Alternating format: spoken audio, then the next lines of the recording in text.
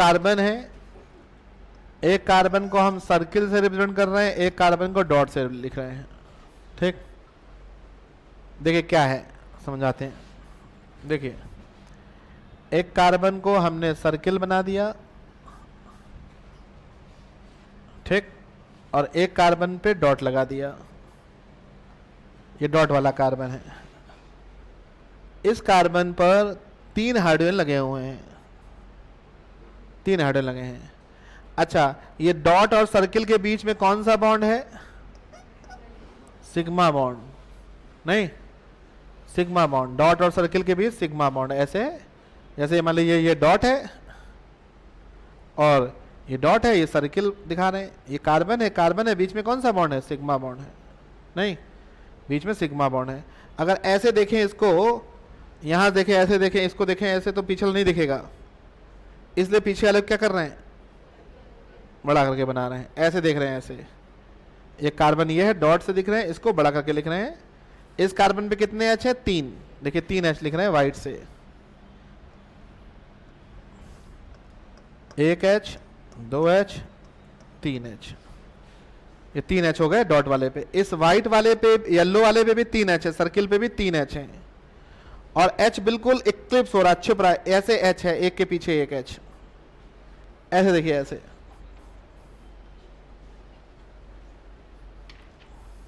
ऐसे है। इथेन लिया, इथेन। 2 कार्बन है, ब्लैक वाले, और वाइट वाले सब हाइड्रोजन है, और इस कार्बन पे 3 एच लगे हैं, इस कार्बन में 3 एच लगे हैं। अच्छा, पहले ये बताइए, यहाँ ये हाइब्रिडाइजेशन क्या है इसका? बॉन्ड एंगल 109, 28 मिनट सब। ये भी sp3 109, 28 मिनट सब। ऐसे है, देखिए ये फ्रंट वाला कार्बन है, डॉट से लिख दिया, बैक वाला कार्बन है, सर्किल बना के लिख दिया। अगर ऐसे देखें, ऐसे, तो ये वाली हाइड्रोजन हमको खाली दिख रही है, ये नहीं दिख रही है। अगर बिल्कुल ऐसे एक के पीछे एक है, ऐसे है, इसको देख रहे हैं तो ये पीछे नहीं दिख रही है, ऐसे देख रहे हैं। इसको देख रहे हैं तो पीछे नहीं दिख रही है। इसे कहते हैं इक्लिप्स अरेंजमेंट। क्या बोलते हैं? Eclipse arrangement. इक्लिप्स हो रहा है, छुप रहा है ये। इस हाइड्रोजन के पीछे ये हाइड्रोजन है, इस हाइड्रोजन के पीछे ये हाइड्रोजन है, इस हाइड्रोजन के पीछे ये हाइड्रोजन है। एक को डॉट बना दिया फ्रंट वाले को, बैक वाले को सर्किल बना दिया। ठीक है, ऐसे है, ऐसे देख रहे हैं, देखिए नहीं दिखेगी। ऐसे देखेंगे तब तो दिखेगा, ऐसे देखेंगे दिखेगा। बिल्कुल सीधे देखेंगे तो ये दिखेगा एच, ये नहीं दिखेगा। ये एच दिखेगा तो ये नहीं दिखेगा, ये दिखेगा तो ये नहीं, ऐसे। इतनी बात क्लियर हो रही सबको? डॉट सर्किल बनाया है। अब हमने कह दिया इस वाइट वाले के पीछे येलो वाली हाइड्रोजन लगी हुई है, तो मानना पड़ेगा दिख ही नहीं रही है, पर फ्रंट से देख रहे हैं। तो अब शो करना है तो बगल में लिखना पड़ेगा हमको। देखिए इसके बगल में हम लिख दे रहे हैं। क्या बगल में है क्या? ऐसे नहीं है कि बगल में हो, ऐसे ऐसे नहीं है, बिल्कुल इक्लिप्स छुप रहा है, बिल्कुल एक के पीछे एक है। अच्छा, इस हाइड्रोजन और इस हाइड्रोजन के बीच में एंगल कितना है? 0। इस हाइड्रोजन और इस हाइड्रोजन के बीच एंगल 0 है। ऐसे जा रहा, देखो एच 0 है, ये एंगल 0 है, इनके बीच एंगल 0 है। इसे कहते हैं इक्लिप्स फॉर्म। इथेन है, बीच में इन दोनों के बीच में क्या है? इस डॉट और सर्किल के बीच में क्या है? सिग्मा बॉन्ड है।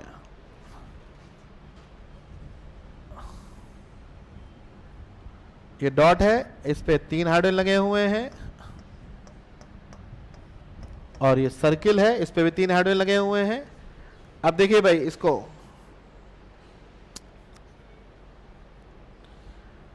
हम इस जो डॉट वाले को फिक्स कर दिया, सर्किल वाले घुमा रहे हैं 1 डिग्री, 2 डिग्री, 3 डिग्री, इतना घुमाया, 60 डिग्री घुमा दिया। देखिए 60 डिग्री ऐसे। 60 डिग्री एंगल किसका बीच 60 डिग्री कर रहे हैं? ये एंगल 60 नहीं है, ये 60, ये तो फिक्स एंगल है, ये फिक्स एंगल है। कौन सा एंगल? ये था, ये पहले ये दोनों के बीच एंगल कितना था? 0 था। अब ये वाला घूम गया कितना? 60। इन दो के बीच, एक पेन देना, इन दो के बीच देखिए एंगल 60 है। ये वाली हाइड्रोजन और ये पीछे वाले हाइड्रोजन है, इनके बीच एंगल 60 है। ये एंगल 60 नहीं कह रहे हैं, ये नहीं कह रहे हैं। 2 अलग अलग कार्बन पे जो बॉन्ड है इनके बीच एंगल ये 60 आ रहा है, ये एंगल 60 आ रहा है इन दो के बीच, इसे कहते हैं डाइहेड्रल एंगल। दो अलग अलग कार्बन पे जो बॉन्ड हैं उनके बीच एंगल को नाप रहे हैं। ये एंगल देखिए यहाँ से इस H को उठाते हुए ले जा रहे हैं, यहाँ एंगल 60 आ रहा है, इसे कहते हैं डाइहेड्रल एंगल।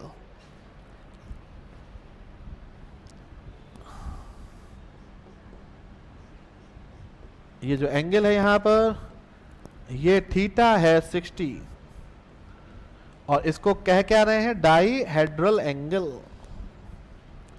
इस पे क्वेश्चन बहुत आए हैं, हर 1-2 साल छोड़ के आ जाता है क्वेश्चन कन्फर्मर्स पे, ठीक है। जब ये डाइहेड्रल एंगल 60 होता है, ये 60 है, ये भी 60 है, ये भी 60 है, जब डाइहेड्रल एंगल 60 होता है तो इन हाइड्रोजन के बीच की डिस्टेंस, इन बॉन्ड के बीच की डिस्टेंस जब डाइहेड्रल एंगल 60 होता है तो मैक्सिमम होती है, और जब डाइहेड्रल एंगल 0 होता है तो इन हाइड्रोजन के बीच की डिस्टेंस मिनिमम। ये इसके आमने सामने, ये इसके आमने सामने, ये इनके आमने सामने। जब हाइड्रोजन के बीच की डिस्टेंस मिनिमम होगी, रिपल्शन ज्यादा होगा, पोटेंशियल एनर्जी ज्यादा होगी, स्टेबिलिटी कम होगी। इक्लिप्स फॉर्म जो होता है इसकी पोटेंशियल एनर्जी क्या होती है, मैक्सिमम होती है, स्टेबिलिटी मिनिमम। ये याद रखना पड़ेगा। क्यों, रीजन क्यों बताइए, पोटेंशियल एनर्जी मैक्सिमम क्यों है? जब डाइहेड्रल एंगल 0 है तो हाइड्रोजन ये जो बॉन्ड हैं H हैं, इनके बीच की डिस्टेंस कम है, मिनिमम है। अब देखिए ये बढ़ेगी नहीं, अगर इसको ऐसे ले जाएंगे डिस्टेंस बढ़ जाएगी, और मैक्सिमम कब होगी डिस्टेंस, जब डाइहेड्रल एंगल कितना हो, 60 हो, तो हाइड्रोजन के बीच की डिस्टेंस मैक्सिमम होगी। मिनिमम कब होगी, जब डाइहेड्रल एंगल देखिए 0 होगा, सीधे सीधे आ जाएंगी मैक्सिमम। और ये घुमा, ये मैक्सिमम आ गई जब 60 होगा एंगल। तो पोटेंशियल एनर्जी जब डिस्टेंस मैक्सिमम है तो पोटेंशियल एनर्जी मिनिमम होगी, स्टेबिलिटी मैक्सिमम। ठीक, ये हमने 2 एक्सट्रीम पोजीशन लिखी। पहले समझिए, अब पहले समझिए, हमने देखिए फ्रंट वाला कार्बन, डॉट वाला कार्बन फिक्स कर दिया और सर्किल को घुमा रहे हैं, 60 डिग्री घुमा दिया। देखिए ये H यहां आ जाएगा, सिर्फ सर्किल घूम रहा है, व्हाइट वाला नहीं घूम रहा है। ये वाला H यहां आ जाएगा, ये वाला H यहां आ जाएगा, ये बन जाएगा। चेक कर लीजिए, ये H घूम के यहां आ जाएगा 60, येलो वाला घूम रहा है पूरा, तो ये वाला H यहां आ जाएगा 60 और ये वाला H यहां आ जाएगा 60, ये बन जाएगा। कौन सी फॉर्म बन जाएगी, स्टैगर्ड। ठीक, अच्छा ये बताइए, अगर फिर इसके बाद फिर घुमाएं इस येलो वाले को, फिर घुमा रहे हैं, ये 60 है, 60 के ऊपर घुमा रहे हैं, 70 किया, ये H यहां आने लगेगा, ये H यहां जाने लगेगा, ये H यहां जाने लगेगा। 70 किया, 80 किया, तो 2 हाइड्रोजन के बीच की डिस्टेंस बढ़ने लगी, कम होने लगी है, कम होने लगी। 70 किया, 80 किया, पूरा 60 ले आए, तो ये H यहाँ आ जाएगा, ये वाला H यहाँ आ जाएगा, ये वाला H यहाँ आ जाएगा, क्या बन जाएगा फिर, इक्लिप्स बन जाएगा। नहीं समझ में आ रही बात? इक्लिप्स है, 60 घुमाया तो क्या बना, स्टैगर्ड। फिर 60 घुमा दिया, फिर ये इक्लिप्स बन जाएगा। फिर 60 घुमाया। अगर देखा जाए, अच्छा आपने पढ़ा है ज्योमेट्रिकल आइसोमेर मैंने में पढ़ा था, अगर कार्बन कार्बन सिंगल बॉन्ड है तो रोटेशन कैसा होता है, फ्री। रूम टेम्परेचर पे इतनी एनर्जी होती है कि ये फ्री रोटेट कर जाए। नहीं, cis butene two, trans butene two, geometrical isomers होते थे, क्यों? Rotation about carbon carbon double bond कैसा होता था, रिस्ट्रिक्टेड, रुक जाता था। किसकी वजह से, पाई बॉन्ड की वजह से। यहाँ पे पाई बॉन्ड नहीं है, सिंगल बॉन्ड है, रोटेशन क्या हो रहा है, फ्री रोटेशन हो रहा है, फ्री हो रहा है। देखिए अब समझिए, एंगल कितना है, dihedral angle 0, 1 degree, 2 degree, 3 degree, 5 degree, 5.1, 5.12, 5.123, 5.1234, 5.12345, 5.12356, घुमाते आ रहे हैं, फिर 6 में 6.1 6.2, 0 से 60 के बीच कितने अरेंजमेंट पॉसिबल है बताइए? इनफाइनाइट अरेंजमेंट पॉसिबल है, इंक्लूडिंग दिस। इनफाइनाइट में 2 जोड़ देंगे तो क्या आएगा? इनफाइनाइट आएगा। उन सबको हम लोग कहते हैं कन्फर्मर्स। 0 से 60 के बीच including 0 and 60 infinite number of arrangement possible होते हैं, जिन्हें हम लोग कन्फर्मर्स कहते हैं, जिनमें डिफरेंस किस बात का होता है? डायहेड्रल एंगल का अंतर होता है, और उस वजह से उनकी पोटेंशियल एनर्जी में अंतर होता है और स्टेबिलिटी में अंतर होता है। मॉलिक्यूल फार्मूला सेम होता है, आईयूपीएससी नेम भी सेम होता है, केवल कन्फर्मर्स में क्या चीज डिफरेंट होती है? उनकी डायहेड्रल एंगल डिफरेंट होता है, और इस वजह से उनकी पोटेंशियल एनर्जी में अंतर आता है और उनकी स्टेबिलिटी में अंतर आता है। उन सब को हम लोग कहते हैं कन्फर्मर्स, और इस फिनोमेना को कहते हैं क्या?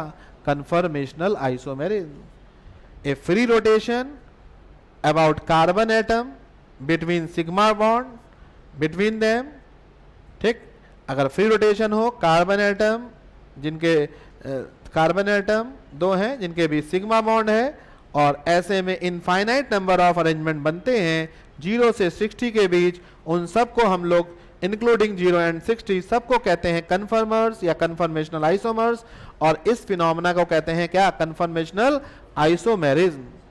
ये ट्रू आइसोमर्स नहीं है, ये ट्रू आइसोमर्स नहीं है। क्यों नहीं है? क्योंकि इनको अलग अलग नहीं किया जा सका। जैसे सिस और ट्रांस हैं, उनको अलग अलग कर लिया गया, तो हम लोग देख रहे हैं सिस अलग है, ट्रांस अलग है, इनको अलग नहीं किया जा सका। ये ऐसे घूमते रहते हैं, बनते रहते हैं, अलग नहीं कर सकते, इसलिए ये क्या है? ट्रू आइसोमर्स नहीं है। सबसे ज्यादा स्टेबल फॉर्म कौन सी? स्टैगर्ड। सबसे कम इक्लिप्स। इसके बीच जितने भी अरेंजमेंट होंगे सबको नाम देंगे क्या? Skew form. तो सबसे ज्यादा स्टेबल कौन सी फॉर्म हुई? स्टैगर्ड। सबसे कम इक्लिप्स, ये बीच में। ये ना लिखा हो लिख लीजिए जल्दी से, जल्दी बनाइएगा, टाइम कम है, करना पूरा है आज इसको।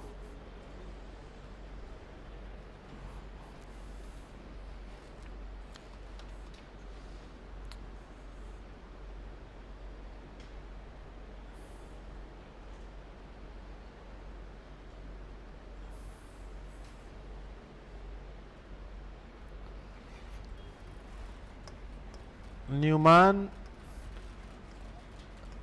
प्रोजेक्शन फॉर्मूला है ये,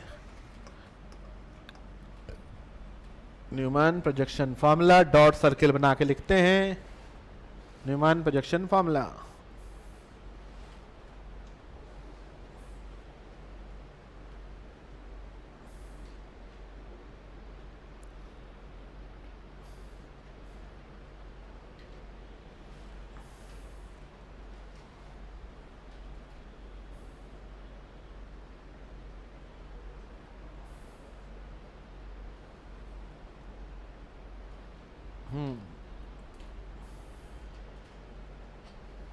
यहाँ थीटा की वैल्यू, इनके बीच जो थीटा होगा 0 डिग्री, डायहेड्रल एंगल 0।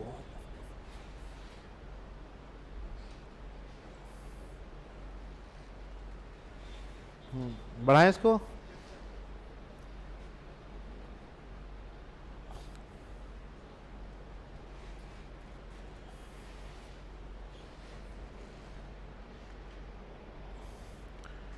ये सब बता ही दिया।